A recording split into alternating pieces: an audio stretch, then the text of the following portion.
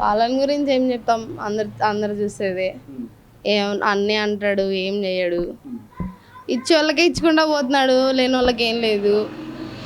పేరుకి రెడ్డి కానీ రెడ్డిలకి ఏం చేసింది లేదు. ఉద్యోగాలు ఏం లేవు. పాదయాత్ర అది ఇది అని చెప్పి సెంటిమెంట్ కొట్టి మొత్తాన్ని చేసినాడు, వచ్చినాడు. ఏదో చేస్తాడు అనుకుంటే మాకు పెద్ద బొక్క పెట్టాడు. ఆ ఫీజు రీయింబర్స్మెంట్ అన్నాడు, మూసుకొని కాలేజీలలోకి వేయకుండా అమ్మ అకౌంట్లోకి వేసాడు. ఏదో వాళ్ళు ఏదో చూస్తారు, కాలేజీకి వచ్చి చేస్తారు అని చెప్పి వేసినాడు. అది వేసేది ఏమన్నా వేస్తాడా? సంవత్సరానికి 20,000 ఇవ్వాల్సింది 10,000 ఇచ్చినాడు. అది డింగు డింగు డింగు అంటే 1 సంవత్సరం ఇచ్చినాడు.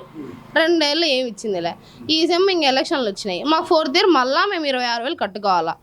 ఇప్పటికీ నిన్న కూడా మాకు అదే, నిన్న ఫేర్వెల్ కూడా మేము చేసుకునిందిలే. ఆ ఫీజు కట్టండి అని చెప్పి ఆ రచ్చలోనే ఉన్నాం మేము.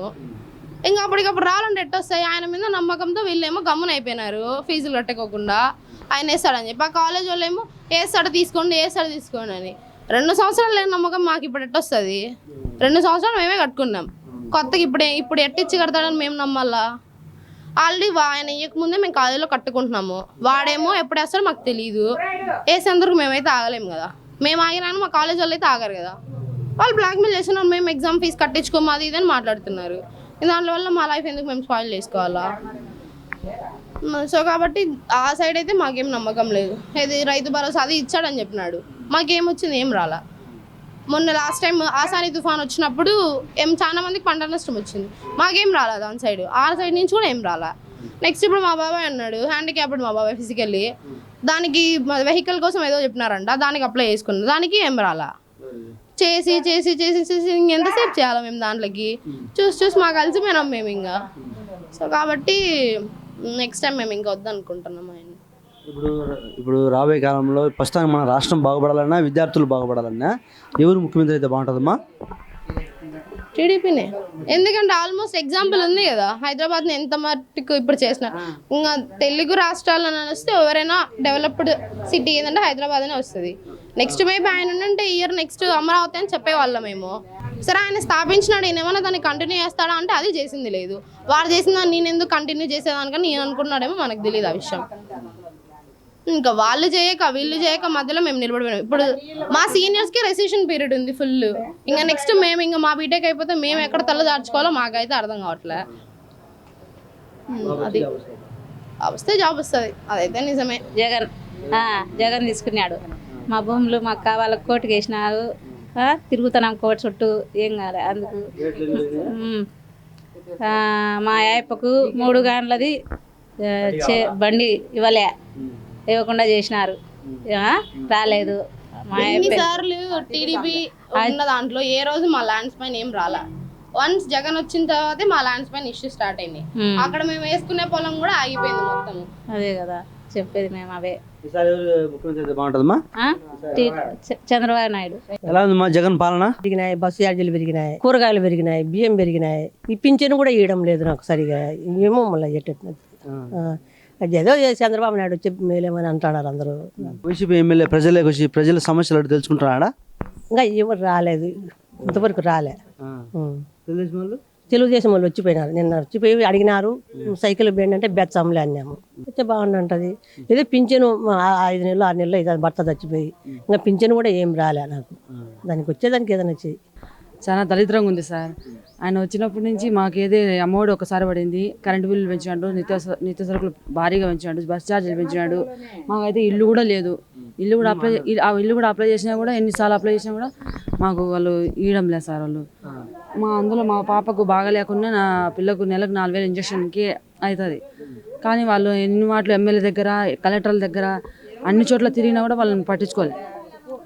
కనీసం వాళ్ళు ఏం చేయలేమని కూడా చెప్పేసినారు. వాళ్ళ మైనారిటీ అంటాడు కానీ మీకు ఏం పథకాలు వచ్చినాయి ప్రభుత్వం? ఏం రాలేదు సార్, ఏం ఒక్క అమ్మఒడి తప్ప ఏ పథకాలు రాలేదు.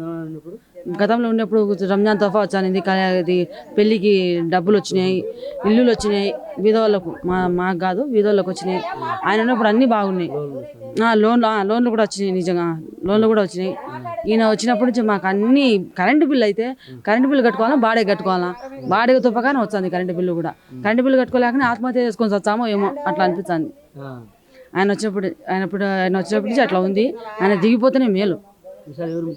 ఖచ్చితంగా ఎప్పటికైనా నేను చంద్రబాబు నాయుడికి బెత్తా. ఇప్పుడు కాదు 100 ఏళ్ళకైనా నేను బతుకుంటే నా ప్రాణాంత వరకు చంద్రబాబు నాయుడికి.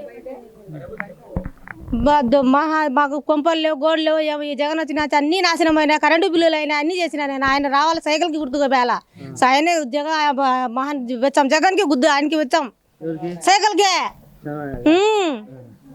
ఏం భయమా ఇంకా పో. జగన్ ప్రభుత్వం ఎలా ఉంది?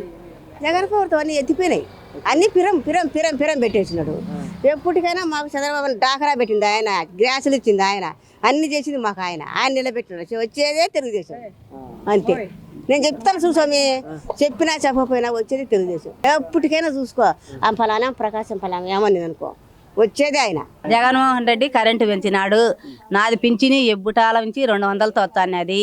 చంద్రబాబు నాయుడు నెల నుంచి వస్తానది. జగన్మోహన్ రెడ్డి ఇప్పుడు తీసేసినాడు నాది కార్డు, సపరేట్ చేసినా కానీ రావటం లేదు.